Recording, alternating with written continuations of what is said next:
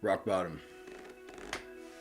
I actually was at rock bottom when I went to set free. Started using drugs when I was 15 years old. It got increasingly worse over the next 15 years of my life, resulting in multiple trips to prison, multiple overdoses.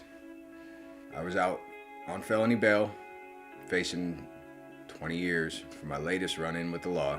The judge said something to me that was pretty impactful. She said, I can't even tell if you act like an animal because we cage you, or if we cage you because you act like an animal anymore. It was just never gonna end. I was doomed for a cage or a casket. I realized that I couldn't even stay clean for 24 hours. I could not go one day without using. And that was 3.5 years ago. We got a hold of Set Free, and I was the second client to arrive.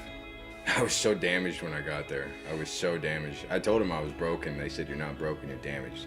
The clinicians there are elite, to say the least. I mean, I didn't really believe it at first, how much they actually cared about me. At the same time, it was like I was not allowed in my daughter's life at all. I was dangerous. And they said that this treatment center is built for fathers to get their kids back. They addressed every problem that I had. It was incredible. I came out of there a whole different human being.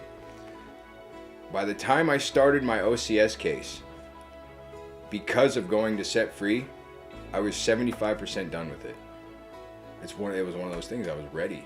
By the time I got out of there, I was ready to fulfill all the roles in my life of being a parent and being a role model and being a brother and a son. And I had a spiritual awakening while I was there. It hit me like a ton of bricks, and it dropped me to my knees, and I realized that God was doing for me everything that I could not do for myself.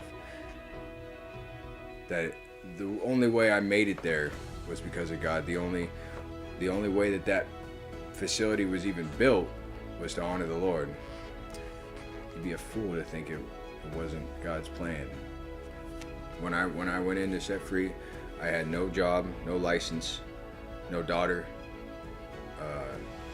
no custody, no money,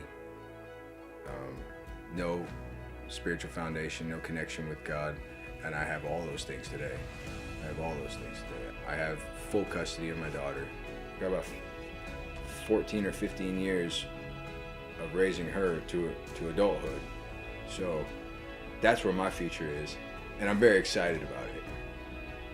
I walked out of there with so many tools, and when I started applying them to my life, it got so good. Yeah. There's a difference between sobriety and recovery, you know. Sobriety is just putting the plug in the jug, you know. Recovery is learning to be a participant in your own life daily. I couldn't make it one day without using or thinking about drugs or finding ways and means to get more. God removed the obsession. It didn't happen overnight, but it happened. Something shifted to where I wasn't going minute to minute without using, and I was going minute to minute living.